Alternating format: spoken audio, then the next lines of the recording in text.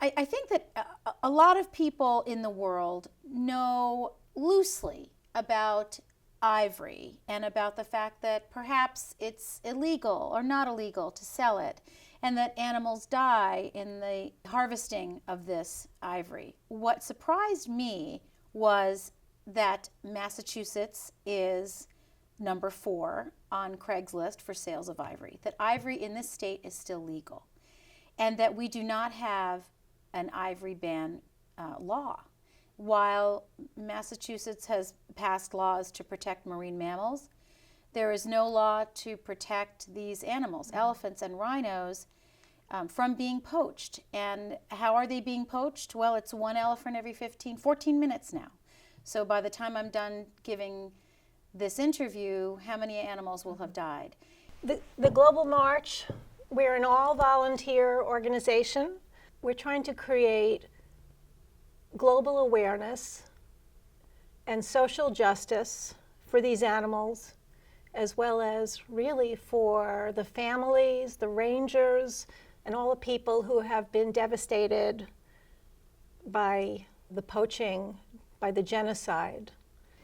So this Wednesday night, September 9th, we are hosting Senator Jason Lewis and Representative Lori Ehrlich, who will talk about a bill that they have co-authored to prevent ivory and rhino horn trafficking in the Commonwealth. We also have Tom Lang of Westerhoff Antiques.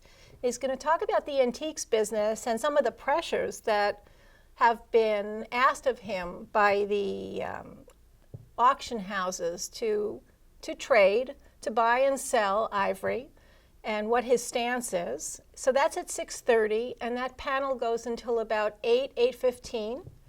And at that point, everyone's going to get up and they're going to walk about a block to Cinema Salem, and we're going to air a wonderful documentary entitled When Giants Fall. The documentarian, who is a 9-time Emmy Award-winning journalist, she wrote and directed this film in Africa.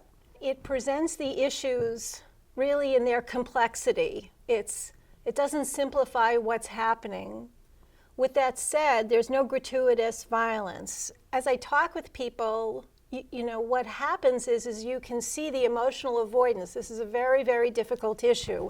And people stay away. They can only hear so much. They can only see so much. There's several scenes that are very sad, and I don't want to do a spoiler right now. I don't want to say what they are, but you won't see hacked up bodies of elephants, but you will follow several iconic elephants, know their story, fall in love with them, and feel very sad about what happens.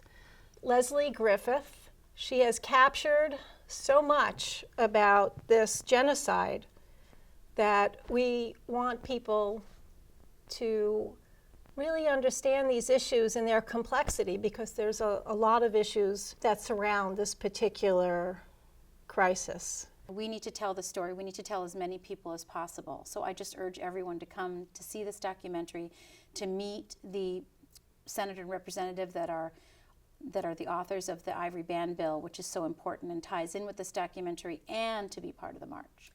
While China is driving the market, we're not far behind in the United States. We're number 2. Elephants are a keystone species, meaning that they're key to our ecosystem. And without them, it's not that they're just a pretty animal to look at. Without them, our ecosystem will certainly tumble and fall and collapse. At this rate, by 2030, we will not have elephants in the wild.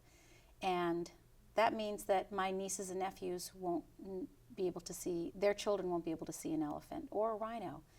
And that's devastating to me as a veterinarian and as a person in this state.